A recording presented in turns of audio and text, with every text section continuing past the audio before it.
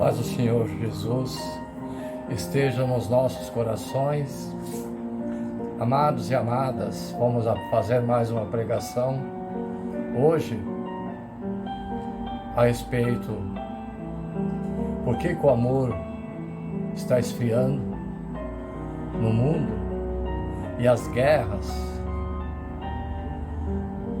Nesse momento, Pai, eu peço em oração que o Divino Espírito Santo desça sobre nós e transmita a nós a luz para que nós ouvimos a sua palavra e entendemos e que repreenda todo o mal que está sob o jugo, expulsando o demônio para as prisões do inferno, para que ele não faça comichão na mente dos fiéis da palavra, das servas do Senhor, das crianças do mundo e das pessoas que estão ouvindo essa pregação ditada por vós, meu Pai.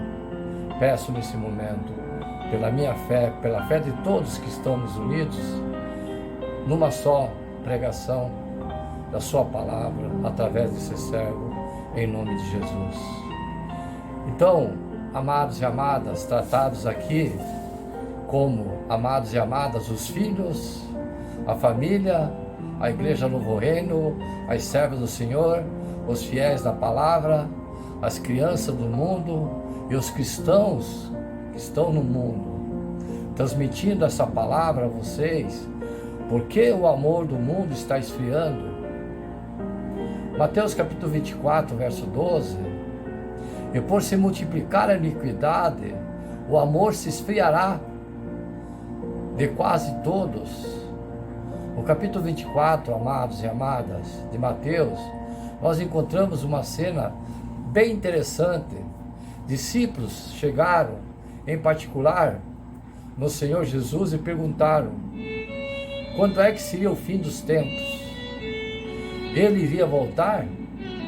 E Jesus então compartilhou com eles a respeito de alguns sinais.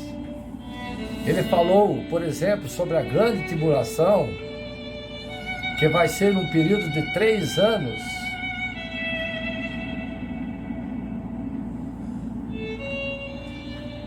Em meio de muita dificuldade, para quem permanecer aqui na terra e não for arrebatado.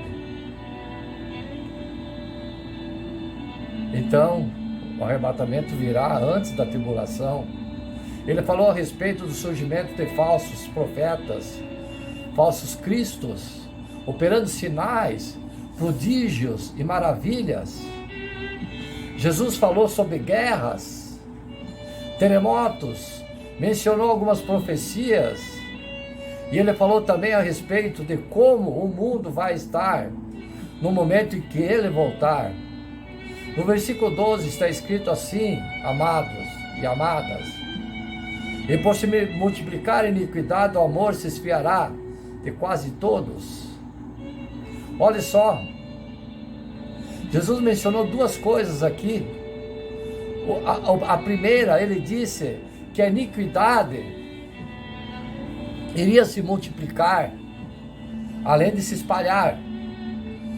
O que é iniquidade? Essa palavra pode ser traduzida como maldade. É a mesma coisa. Eu costumo dizer que iniquidade é o pecado de uma maneira mais grave. É quando o sujeito já está tão acostumado a pecar, que já está tão acostumado de fazer as coisas erradas, que já não se incomoda mais, viciou, acostumou, não tem mais vergonha, não está nem aí para as coisas, para as maldades, as consequências que poderão vir. Jesus disse que esse tipo de atitude, que a maldade iria se multiplicar pelo mundo. Depois ele disse que o amor iria se esfriar no coração das pessoas. Na Bíblia, amados e amadas, nós encontramos pelo menos 3 tipos de amor. Primeiro, o amor que tem o filéu, que é o amor fraternal, é o amor que nos sentimos pelo próximo. Inclusive, é de onde vem o nome da nossa cidade, Filadélfia, a cidade do amor fraternal. Nós temos o amor eros, grego, que é o amor entre marido e esposa. É um amor que tem dever com a paixão, com a química que as pessoas dizem, com a atração física, com desejos sexuais. Nós temos também o amor ágape. O amor ágape é o amor de Deus. Vocês vão ouvir muito na palavra sobre o ágape. É o amor de Deus. E é justamente esse amor ágape que está em Mateus capítulo 24, verso 12. A Bíblia diz que nos últimos dias o amor de Deus iria se esfriar no coração das pessoas. Infelizmente é o que nós mais encontramos por aí. Pessoas que não querem saber de Deus ou das coisas de Deus. Pessoas que se preocupam mais com as coisas da vida, diversão, prazeres da carne, que são todos passageiros, do que com as coisas que são eternas e nunca termina. As coisas terenas, alegria, diversão, dores, acaba. Eu não estou falando do ímpio, não. Eu estou me referindo a pessoas dentro das igrejas, pessoas que teoricamente conhecem a Deus. João capítulo 21, verso 1. Então, em Mateus 24, 12, a Bíblia diz que o amor de Deus iria se esfriar no coração das pessoas. Aqui em João capítulo 21, nós encontramos algumas características daqueles que deixaram esse amor esfriar.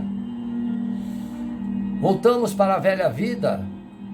A primeira delas está no começo do versículo 3 e diz assim: disse-lhe Simão Pedro: vou pescar? Disseram-lhe os outros: também nós vamos contigo. Quando aqui se lembra do dia em que Jesus chamou Pedro para ser seu discípulo. Vamos ler lá em Mateus capítulo 4, versos 18 e 20. Caminhando junto ao mar da Galileia, viu dois irmãos, Simão, chamado Pedro, e André, que lançavam suas redes no mar, porque eram pescadores. E disse-lhes: vinde a mim, eu vos farei pescadores de homens.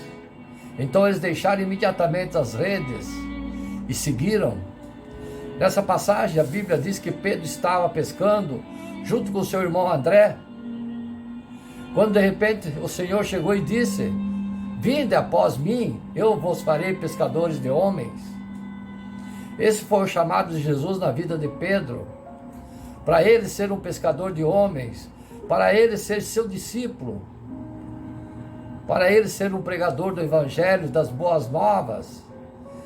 E se você continuar vendo essa história, amado e amada, no verso 20 você vai ver que Pedro largou tudo o que estava fazendo e foi imediatamente com Jesus. Até aí tudo bem, glória a Deus por isso. Pedro respondeu prontamente ao chamado do Senhor. Todos nós temos um chamado. Todos vocês, servos do Senhor, fiéis às palavras, todos temos um chamado. O grande problema foi o que aconteceu depois que Jesus morreu. No começo do verso 3 diz que Pedro, junto com os outros discípulos, decidiram voltar a pescar, ou seja, eles decidiram deixar o chamado de Deus, aquilo que era eterno, e voltaram a fazer o que eles faziam antes de conhecer Jesus. Isso tem tudo a ver com a nossa vida,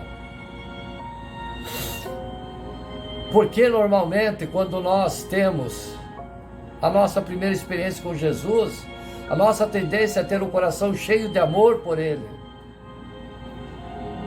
Foi uma experiência tão poderosa e diferente de tudo o que já tivemos, antes, que não tem como dizer não a Jesus. Em um tempo em que nós estamos apaixonados e tudo o que o Senhor nos manda fazer, nós fazemos.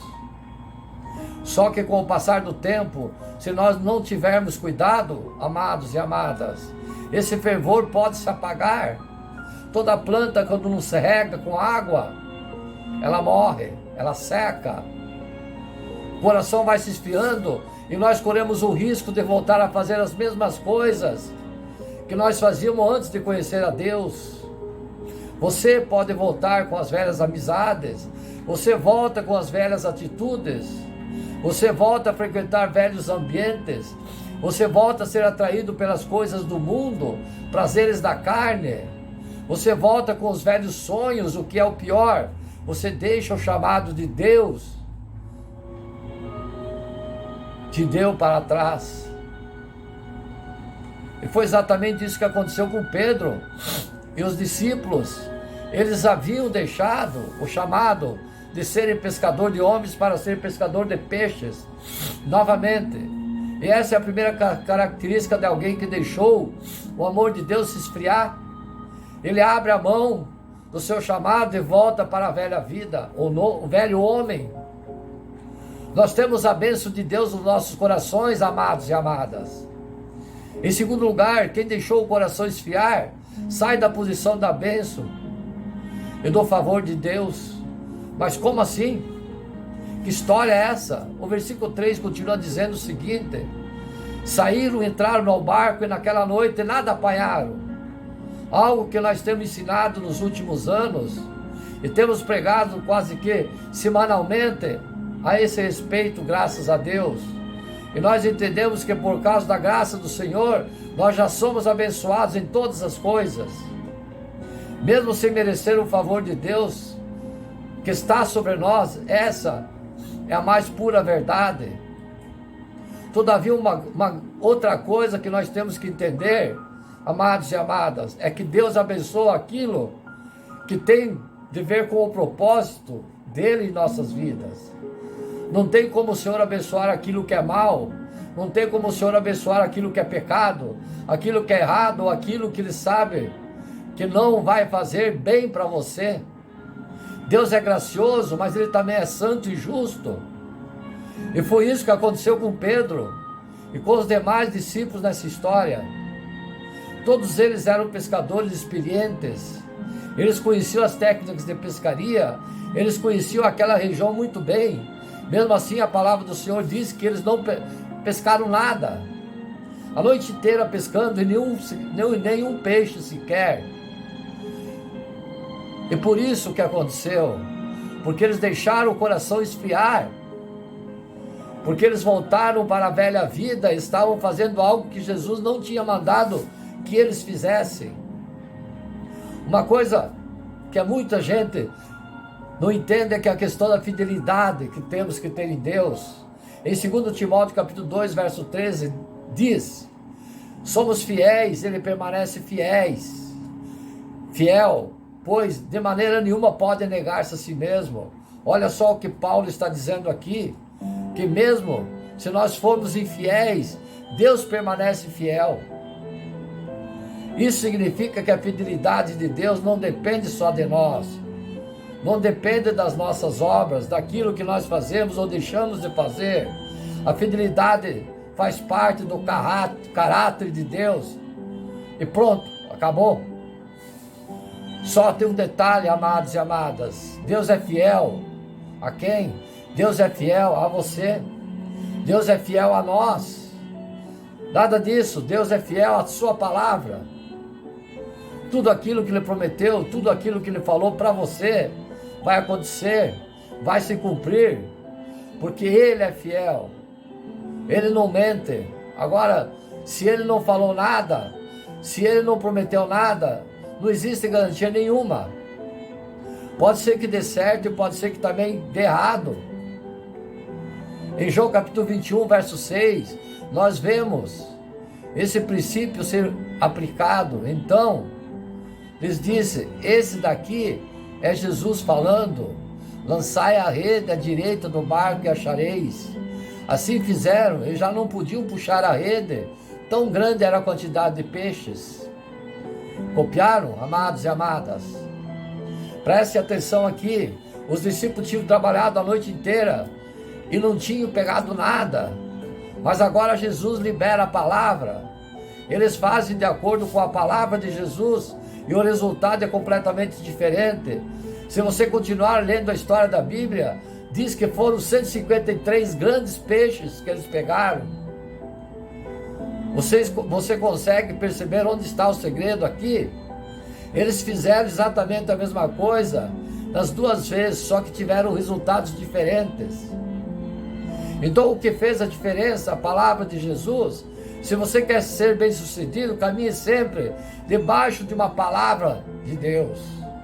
O problema é que quem deixou o coração esfriar não consegue fazer isso, porque ele deixa o chamado de Deus para trás, ele deixa a vontade de Deus para trás, ele vive fazendo coisas que não deve fazer, e como resultado as coisas não dão certo, vive perdendo tempo, vive dando cabeçada, daqui, dali, de lá, para cá.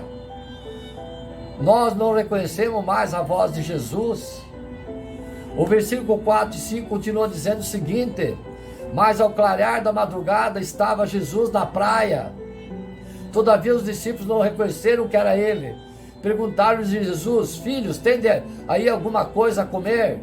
Responderam: não. Aqui está a terceira e última característica.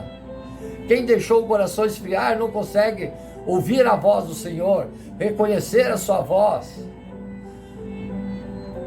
Os discípulos que estavam no caminho de Emaús, lembra a história? A Bíblia diz que Jesus apareceu a eles e conversaram a respeito das Escrituras por um dia inteiro e uma noite, e mesmo assim eles não reconheceram que era o Senhor quem estava ali falando com eles. E o mesmo aconteceu com Pedro. Eles caminharam com o Senhor lado a lado durante 3 anos e meio. E de repente Jesus aparece e conversa com eles e eles não o reconhecem. Por quê? Porque esfriaram na fé. Mais uma vez, porque o amor havia esfriado no coração deles. Quando o amor se esfria, nós não conseguimos mais reconhecer a voz de Jesus. A sensação que nós temos é que Deus se afastou de nós e agora Ele está distante. Nós não percebemos mais a sua presença, não sentimos, não arrepiamos mais ao falar o seu nome, nós não discernimos mais a sua voz e não reconhecemos mais o seu mover, a sua misericórdia e a sua bondade infinita. O versículo 5 fala assim: amados e amadas, perguntou-lhe Jesus: filhos, tende aí alguma coisa a comer? Responderam: não. Depois a partir do versículo 12, diz Jesus: vinde, comei. Nenhum dos discípulos ousava perguntar-lhe: quem és tu? Porque sabiam que era o Senhor. Veio Jesus, tomou o pão e lhes deu. E de modo o peixe, do mesmo modo. Já era essa a terceira vez que Jesus manifestava aos discípulos, depois de ele ressuscitado dentre os mortos. Isso foi depois que ele morreu na cruz. Depois de terem comido, perguntou Jesus a Simão: Simão, filho de João, ama-me mais do que esses outros? Ele respondeu: sim, Senhor, tu sabes o que te amo. Ele disse: apacente os meus cordeiros, Pedro. Sabe o que mais me chama a atenção? É que quando Jesus percebeu que o amor do coração dos discípulos tinha esfriado, ele fez questão de voltar e se manifestar a eles. No versículo 15, era como o Senhor estivesse falando para Pedro: lembra do que eu te falei a você anos atrás? Eu chamei você para me seguir, Pedro. Eu te chamei para ser pescador de homens. Esqueceu? Pois eu vou te lembrar. Vai e apacenta minhas ovelhas. Por 3 vezes o Senhor falou a mesma coisa. E no final das contas, como é que Jesus restaurou os discípulos? No versículo 12 diz que ele veio e os convidou para comer. Isso é interessante porque, de acordo com os costumes da época, os judeus não se assentavam numa mesa com qualquer pessoa. Pelo contrário, ele só sentava com alguém que tinha aliança, porque era considerado um momento de muita intimidade. Então, em outras palavras, amados e amadas, como é que Jesus restaurou os discípulos naquele dia? Lembrando para eles que eles tinham uma aliança e chamando-os de volta para a sua intimidade. E tem uma outra coisa interessante nesse texto, que foi que eles viram quando desceram do barco. No versículo 9 diz: ao saltarem a terra, viram ali umas brasas e em cima peixes, e havia também pão. Eles viram 3 coisas aqui: brasas, peixe e pão. As brasas não falam do fogo do Espírito Santo de Deus. Os peixes nos fala, entre outras coisas, dos milagres, do sobrenatural de Deus. Sempre que você vê a palavra peixe na Bíblia, note, você vai ver que ela está ligada ao milagre. As multiplicações dos pães, dos peixes, a moeda na boca do peixe e outra pesca maravilhosa. E o pão que nos fala da própria palavra de Deus, que nos alimenta e sustenta. Essas são as 3 coisas que nós precisamos para não deixar o nosso coração esfriar. A brasa do Espírito Santo, os peixes do sobrenatural de Deus e o pão da palavra do Senhor. Apocalipse capítulo 2, verso 1 e 7. E o anjo da igreja de Éfeso escreve: essas coisas diz aquele que conserva na mão direita as 7 estrelas e que anda no meio dos 7 candeeiros de ouro. Conheço as tuas obras, tanto o seu labor como a tua perseverança, e que não pode suportar homens maus, e que puseste à prova os que a si mesmo declaram apóstolos e não são, e os que achaste mentirosos, e tens perseveranças, e suportastes provas por causa do meu nome, e não te deixaste esmorecer. Tenho, porém, contra ti que abandonaste o teu primeiro amor. Lembra-te, pois, de onde caíste, arrependa-te, volta à prática das primeiras obras, e senão, venho a ti e moverei o seu lugar, os seus candeeiros. Caso não te arrependa, tens contudo a teu favor que odeia as obras dos nicolaítas, aos quais eu também odeio. Quem tem ouvidos, ouça. E o que o Espírito diz às igrejas: ao vencedor dar-lhe-ei que se alimente das árvores da vida que se encontra no paraíso de Deus. Nesse texto, amados e amadas, o Senhor está mandando uma carta para a igreja de Éfeso. Ele começa fazendo elogio aos irmãos da igreja, dizendo que eles têm perseverança, que eles não gostam dos homens maus e mentirosos, que eles passam por muitas situações difíceis e mesmo assim permanecem firmes. Só que Jesus também fez uma advertência muito séria no versículo 4. Tenho, porém, contra ti que abandonaste o teu primeiro amor. Ou seja, mesmo eles fossem perseverantes e tivessem boas obras, o coração deles havia se esfriado. Eles tinham abandonado o primeiro amor, o amor ágape. Amor ágape.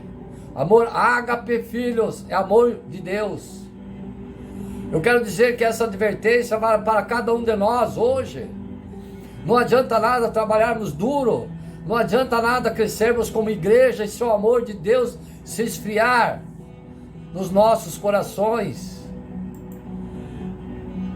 Amados e amadas, o esfriamento espiritual é um perigo para o cristão, porque o adversário anda como um leão de redor para atacar aqueles que têm fé no amor de Deus. O esfriamento espiritual pode ser traduzido como a perda da paixão pelo Evangelho, perda do primeiro amor, distanciamento do nosso Senhor Jesus Cristo. Infelizmente, qualquer cristão está sujeito a esfriar na fé, mas assim como um organismo vivo deve manter a sua temperatura normal para viver, o crente deve estar sempre fervoroso na fé de Cristo. A frieza espiritual é, sem dúvida, uma das piores coisas na vida do crente, pois perde-se totalmente a vontade de orar, ler a Bíblia, ir à igreja, cantar louvores, praticar obras, glorificar o nome de Jesus, sem contar outras coisas que vão entrando e ocupando o lugar de Deus, com a famosa expressão de que não tem nada a ver. Na verdade, ninguém se esfria na fé de noite para o dia. É um processo longo que aponta para um desleixo diário, que pode ser visto no abandono gradativo da palavra, do jejum, da oração. Crentes frios na fé encaram o pecado como algo natural e não experimentam mais o arrependimento, pois não têm mais disposição de buscar a Deus com lágrimas e nem mesmo choram pelos seus pecados. Na verdade, perderam os sentimentos, estão bem mais envolvidos com este mundo e sua glória do que a presença gloriosa de Jesus Cristo. Há a frieza velada e a frieza revelada. Isso é sério e significa que há crentes que estão frios por dentro, mas mantêm o véu por fora, velando, escondendo e disfarçando seu triste estado interior. Em muitos casos, esses são os religiosos que zelam meramente pela religiosidade, mas não têm vida com Deus. Há, por outro lado, aqueles que se tornam declaradamente frios e incrédulos, uma vez que passaram a relativar publicamente a palavra de Deus, o Evangelho e a igreja. A boa notícia é que há remédio para curar e evitar que não caiamos na frieza espiritual. E para isso não há outra receita a não ser recomeçar, convergir para a direção oposta em que está indo. Voltar ao primeiro amor, levantar-se do pó e da cinza e olhar para Jesus Cristo, o único que pode revitalizar, reanimar o servo que está abatido. Em outras palavras, é necessário um esforço, uma determinação forte, acompanhada com a ação do Espírito Santo de Deus, para nos levantarmos e partirmos em direção a Jesus Cristo, a sua palavra e os seus ensinamentos e a sua oração. A palavra de Deus nos ordena: nunca lhes falte zelo, sede fervorosos de espírito, servindo ao Senhor. Romanos capítulo 12, verso 11. Levando em conta a nossa responsabilidade na caminhada da fé, segue aqui algumas dicas para fugirmos do estado de frieza espiritual. Mesmo sem querer ler a Bíblia, você deverá ler. Mesmo sem querer orar, você deverá se esforçar. Mesmo sem querer ir à igreja, você deverá decidir ir. Mesmo sem perceber a fé em seu coração, você deve buscar a Deus. É uma questão de decisão e esforço seu. Com a ajuda do Espírito Santo de Deus, você irá melhorando, se aquecendo e voltará a ficar radiante, avivado, motivado e cheio do Espírito Santo. As luzes irão brilhar. A ação soberana de Deus em nossa vida não anula a nossa responsabilidade de buscá-lo e prosseguir em conhecê-lo. Se você decidir andar com Jesus Cristo e decidir absolutamente conhecê-lo cada vez mais, todos os dias, você jamais irá se esfriar na fé, pois Jesus Cristo é a única fonte inesgotável de sabedoria e de conhecimento. É a água viva, a água da vida, o pão vivo, o pão da vida que desceu dos céus, a nossa luz, o caminho, a verdade e a vida. Amados e amadas, achega-se a Deus e Ele se achegará até você. Entregue todos os dias os seus caminhos e a sua vida ao Senhor e confia nele, e mais, Ele fará o que você pedir, o que você buscar, com fé, Ele fará. Os sinais do fim, amados e amadas, o esfriamento real do amor. Temos visto em nossos dias vários sinais que nos mostram as profecias bíblicas se caracterizarem a respeito da volta do nosso Senhor Jesus, como está escrito no livro de Daniel, capítulo 12, verso 4. Vemos a ciência se multiplicando de forma incrivelmente rápida. Repito, vemos a ciência se multiplicando de forma incrivelmente rápida. Daniel capítulo 12, verso 4. Dito há 2000 anos. E hoje está acontecendo.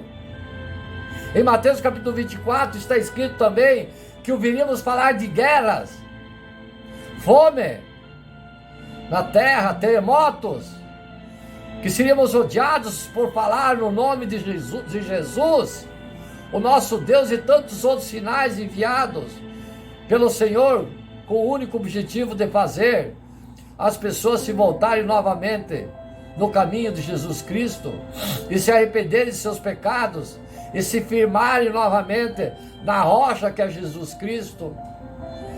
Está escrito que ainda veremos coisas terríveis. Repito, está escrito que ainda veremos coisas terríveis nos últimos dias da igreja de Cristo aqui na terra. Mas a promessa do Senhor para nós diz o seguinte: mas quem perseverar até o fim, esse será salvo. Mateus capítulo 24, verso 13. O que podemos dizer com alegria é: Maranata, ora, vem Senhor Jesus. Apocalipse capítulo 22, verso 20.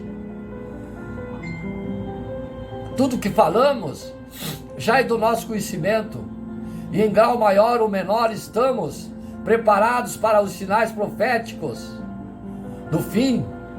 O que eu quero abordar aqui, amados e amadas, é um dos sinais que mais deveria preocupar aqueles que não são cristãos, ou que são cristãos, como está escrito em 2 Crônicas, capítulo 7, verso 14, esse é meu povo que se chama pelo meu nome, nós cristãos, somos o povo do Senhor e temos declarado a quem possa ouvir que somos representantes do Senhor Deus aqui na terra, e temos a verdade bíblica para as soluções de todos os problemas da existência humana. Tudo isso é verdade e está na Bíblia, mas temos em muitas oportunidades agido totalmente pelo amor ao Senhor para com as nossas vidas, conforme lemos em João capítulo 3, verso 16. Porque Deus amou o mundo de tal maneira que deu seu Filho unigênito, para que todo aquele que crê nele pereça, para que todo aquele que crê não pereça, mas tenha vida eterna. Jesus Cristo nos disse, respondeu-lhe Jesus: amarás o Senhor teu Deus de todo o teu coração, e toda a tua alma, e de todo o teu entendimento. Esse é o grande e primeiro mandamento. O segundo, semelhante a esse, é: amarás o teu próximo como a ti mesmo. Desses dois mandamentos depende toda a lei e os profetas. Mateus capítulo 23, versos 39 e 40. Lembre-se, amados e amadas, todas as pregações que eu tenho feito, eu tenho falado nesses dois mandamentos que Jesus instituiu, que Jesus pregou. Em Mateus capítulo 24, verso 12, lemos: e por se multiplicar a iniquidade, o amor de muitos esfriará. Temos visto no meio dos cristãos várias ações que demonstram falta de amor para com o Senhor e para com o nosso próximo. Temos visto em nosso meio pessoas levantando falso testemunho contra aquele que é seu irmão. Isso é abominação aos olhos de Deus. Como está escrito em Provérbios capítulo 6, versos 16 a 19, temos visto irmão praticamente olhar para outros irmãos e ainda dizerem que somente se suportam. A palavra de Deus jamais apoiou ou apoiará isso. O que está escrito é: com toda humildade e mansidão, com longanimidade, suportando-vos uns aos outros em amor, procurando diligenciamente guardar a unidade do Espírito no vínculo da paz. Efésios capítulo 4, verso 2 e 3. E ainda suportando-vos e perdoando-vos uns aos outros. Se alguém tiver queixa um do outro, assim como o Senhor vos perdoou, assim fazei vós também. E sobre tudo isso, revesti-vos de amor, que é o vínculo da perfeição. Colossenses capítulo 3, verso 13 e 14. Temos sido conduzidos, amados e amadas, e acondicionados pela mídia a viver de uma forma onde apenas a nossa vida e as nossas dificuldades são mais importantes. O que aprendemos é que devemos ser felizes e temos deixado de lado o amor e o cuidado com o nosso próximo. Não é regra, graças a Deus, mas a maioria dos cristãos já não sofre mais por uma alma perdida. Quando vemos imagens de pessoas subnutridas, sofrendo perseguições, guerras, torturas, assassinatos, morando em locais sem nenhuma condição de higiene, nos emocionamos e até prometemos ajudar de alguma forma, mas os dias passam e voltamos a cuidar apenas de nossas vidas, nos esquecemos dos nossos sentimentos, das nossas promessas. Chegamos ao absurdo de ouvir cristãos apoiando a pena de morte em nosso país, e vemos outros cristãos apoiando o aborto. Vemos pais cristãos que não educam seus filhos, permite todo tipo de rebeldia, não sabe falar não aos exageros do filho, e com isso vemos uma geração individualista e de difícil convívio. Isso é falta de amor, pois um dia nossos filhos crescerão e ouvirão muitos nãos em sua caminhada e sofrerão com isso. A palavra de Deus nos diz o seguinte: aquele que popa a vara aborrece seus filhos, mas quem o ama a seu tempo castiga. Provérbios capítulo 13, verso 24. Ainda na questão familiar, quantos casamentos de cristãos estão acabando em separação com motivo de não haver mais amor? Precisamos entender que o amor é prática. Quanto mais amamos, mais desejaremos amar, e o contrário também é verdadeiro. O amor não é um dom de Deus. O amor é nossas vidas, é uma consequência, um dos frutos do Espírito Santo, conforme Gálatas capítulo 5, verso 22. Amados e amadas, então eu quero aqui mandar um recado à família e dizer o que está escrito, vou repetir. Vemos pais, atenção, amados e amadas, cristãos que não educam seus filhos e permitem todo tipo de rebeldia, não sabem falar não aos exageros dos filhos, e com isso vemos uma geração individualista, difícil convívio. Isso é a falta de amor, pois um dia nossos filhos crescerão, atenção, Paola, um dia nossos filhos crescerão e ouvirão muitos nãos em sua caminhada, e sofrerão com isso. A palavra de Deus nos diz o seguinte: aquele que popa a vara, atenção mães e pais, aborrece a seu filho, mas quem o ama a seu tempo castiga. Provérbios capítulo 13, verso 24. Isso que eu digo, nunca podemos esconder nada dos filhos. Os filhos devem saber tudo sobre o mundo. Devemos sim explicar a verdade, os seus erros, os seus acertos, a maldade e a verdade tem que ser explicado. Amém?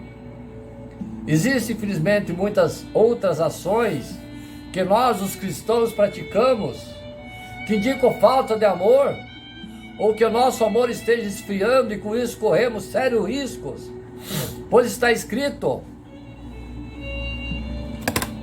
se possível fora, enganariam até os escolhidos. Mateus capítulo 24, verso 24.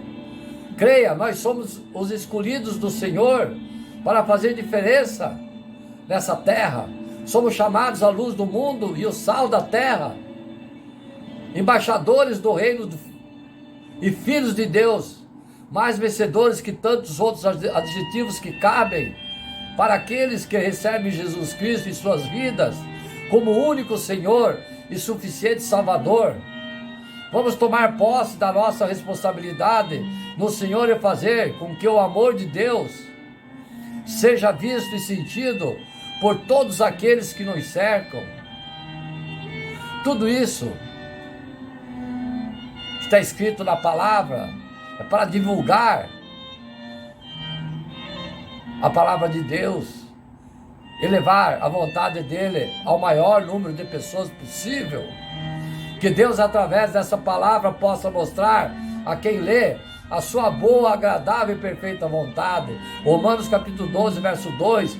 Tudo isso em nome do Senhor Salvador Jesus Cristo.